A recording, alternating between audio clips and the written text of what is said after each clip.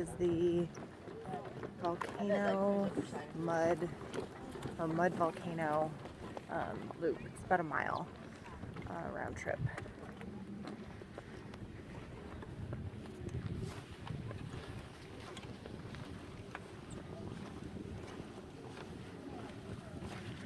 It is all boardwalk, so it's ADA accessible.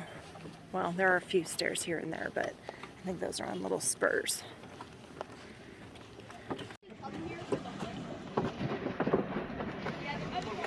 So this is Dragon's Mouth Spring.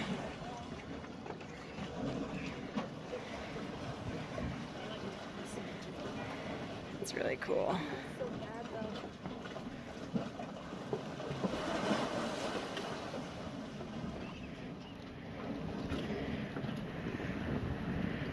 Water like sloshing around.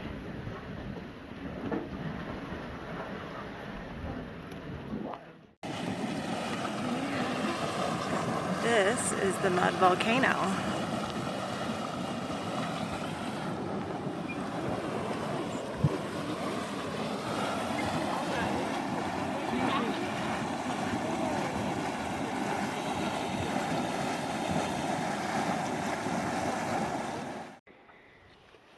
So the trek up from Mud Volcano is a lot, and there are stairs, so only the lower portion is ADA accessible.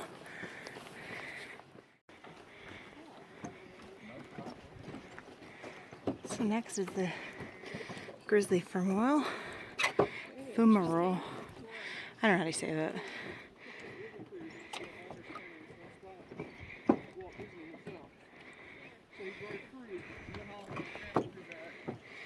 It's a cock and balls.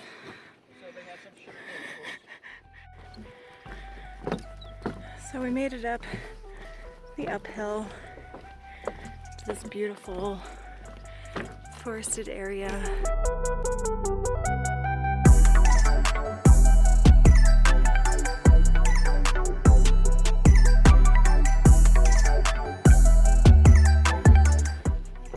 So first junction is going to be to the right, just the end here at Sour Lake.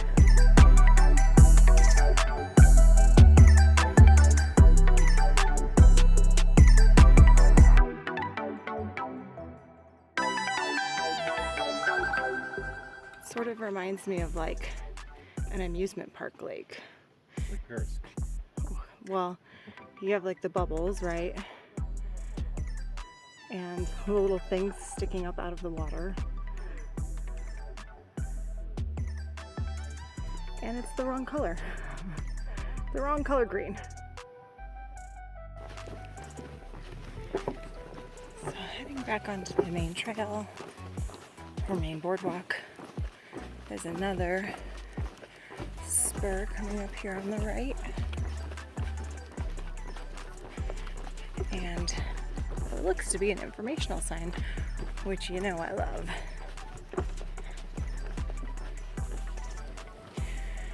So, keeping with the dragon theme, we have Black Dragon's Cauldron behind me.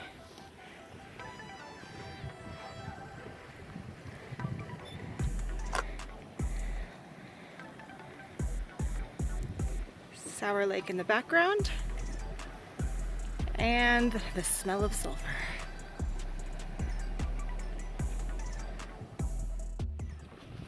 This next pool is very violent and very smelly, but it's really cool. Woo, walking through that. Yup, feel that heat. Ooh.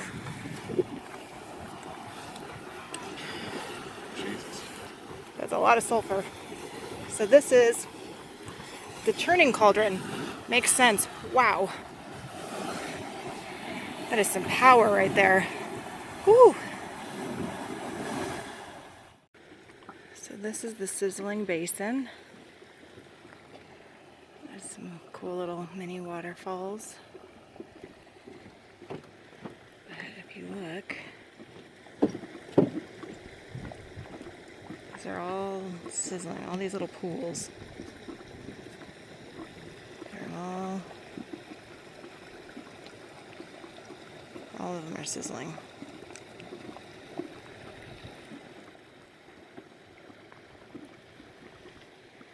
Even this guy right here.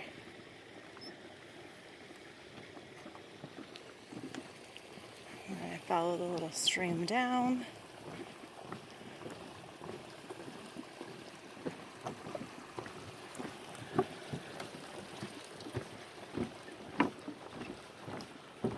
It's the next feature. Oh look, there's a bison.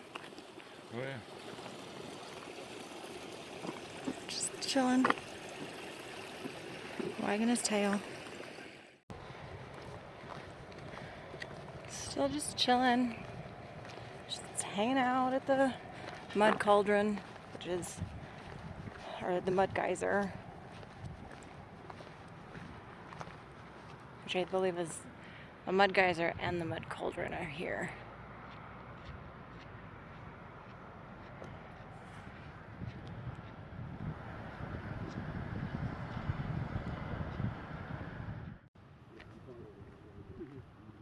So the last spot is called Cooking Hillside. It is barren because there used to be these vents here and the trees couldn't survive. Clearly it's not like that anymore, but it's still dubbed the name Cooking Hillside. So from here, we just head back to the parking lot. Point. So we're on the Storm Point Loop. This is off of the east entrance road. And this will take us to Yellowstone Lake. And I found this trail. This is a trail that was not recommended or anything like that. I just was researching trails around, near the lake, on this side of the lake, on all trails, and it had good reviews and pretty pictures, and seemed like a relatively good hike, so decided to add it to our itinerary.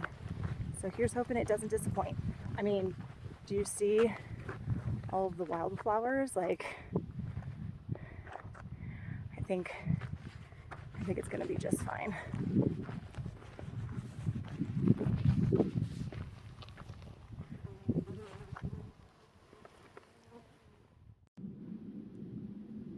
So that's Indian Pond. You walk right past it on the trail. In that direction is the lake.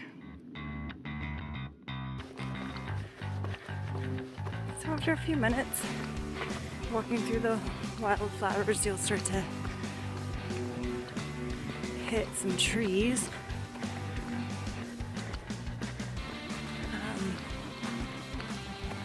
Changing up the scenery just a little bit. Glimpses of the lake just beyond.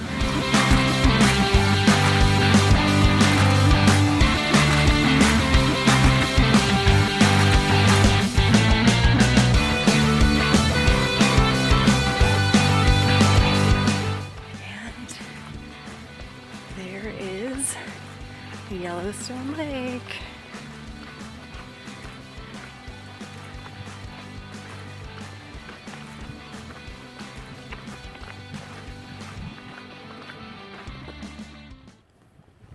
Just look at how pretty this is.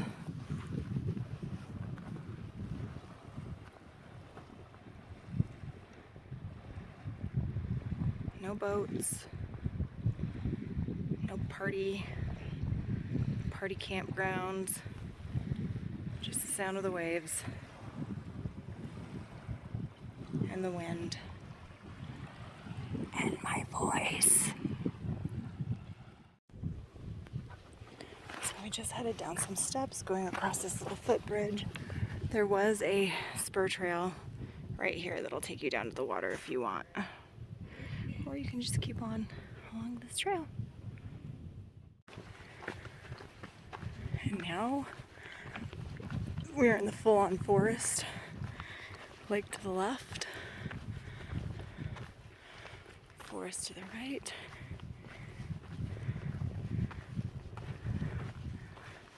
So pretty. Storm Point is this way, and that is where we are heading.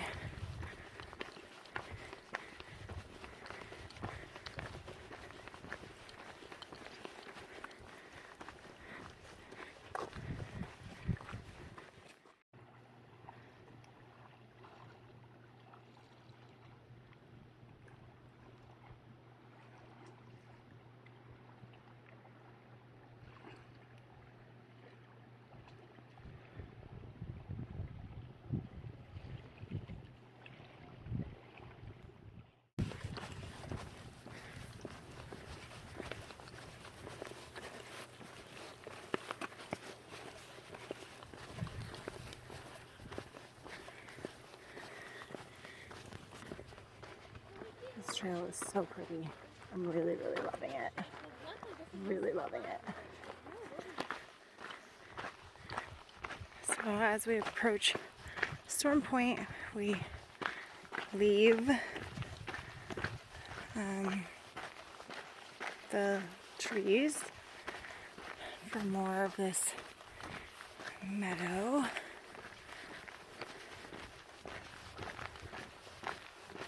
And this part of the trail is pretty exposed.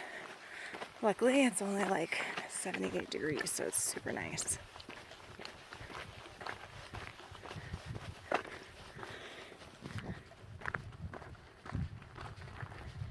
Ooh, tree roots. Don't trip on those because you're trying to make a video for YouTube.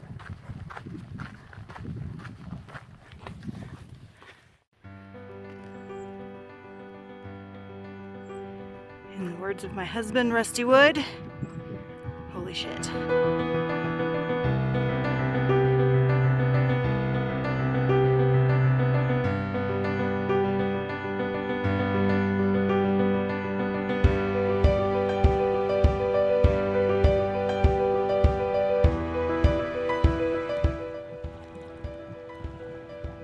Look at how clear this water is.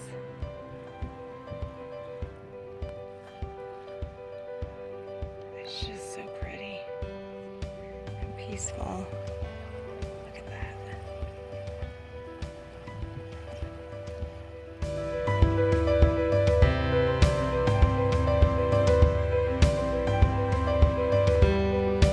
I made it to Storm Point. The trail gets very sandy right here.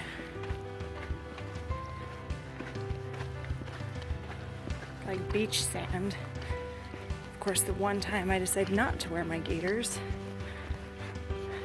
I gotta deal with this. So this is where the trail would continue on, or you can go up here to the actual point. It's just a little bit further up.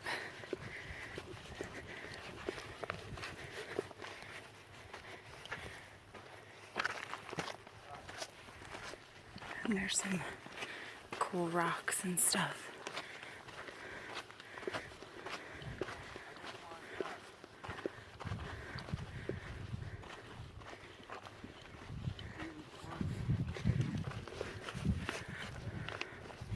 Worth the extra few steps.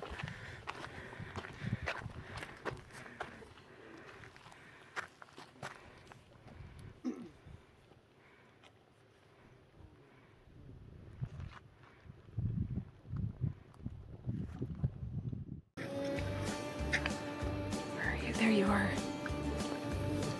Oh my gosh, it's a beaver.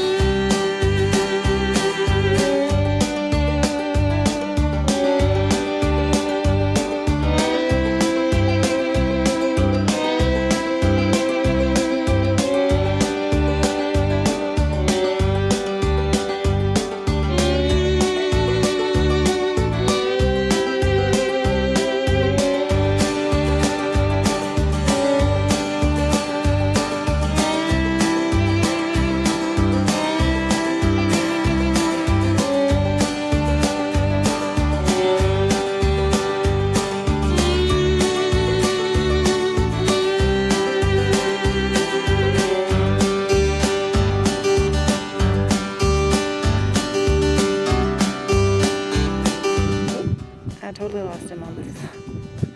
I was watching him in real time rather than watching him through the view. Yeah. All right. We are getting back on the trail.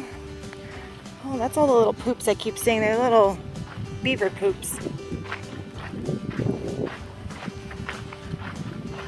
So you can take this trail as an out and back, or you can take it as a loop like we're doing. Because, you know, views.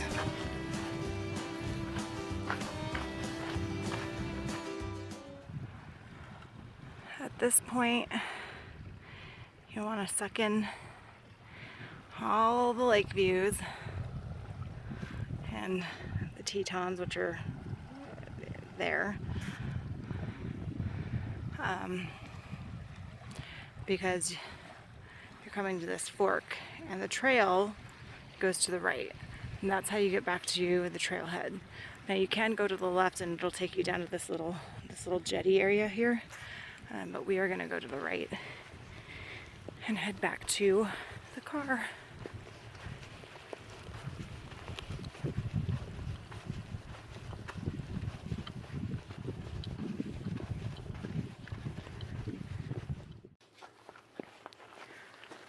I don't really know anything about flowers or what is what. These look like sunflowers. I don't know if they are, because they're kind of small. But maybe. Hey, I'm happy just looking at them, thinking that they might be. They're all turned away from you because you don't know what they are.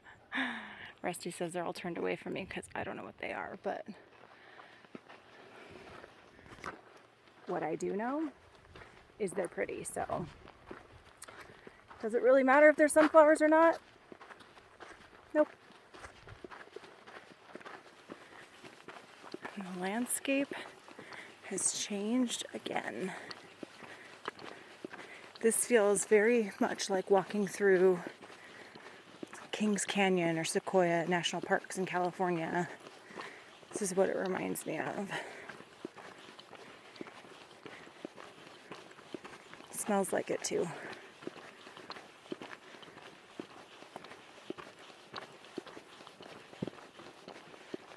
It's definitely worth doing the entire loop rather than doing the out and back option. The loop is slightly longer, not much, maybe a quarter mile, if that. So I would definitely recommend doing it this way. You don't get the extra views of the lake on your return going this way, but I still think that this is just as pretty.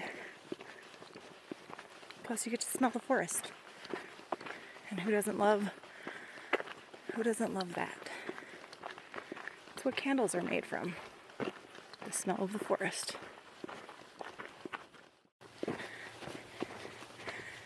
So we are coming up on the junction with the loop part of the trail, and then it's the same thing that we've seen before. So you can see here when we passed this, if you wanted to do the loop in reverse, instead of going that way, you would go that way. So we're gonna go this way, back to the trailhead and away from the mosquitoes. We didn't deal with many mosquitoes until that last little part of the trail on the loop, and then they started swarming us.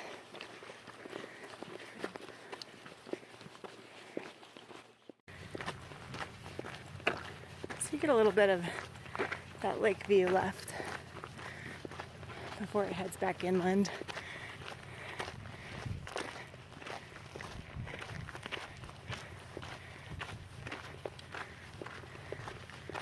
So this is where you should really say your farewells to those lake views for now. Because we'll be back at the car in just a few minutes.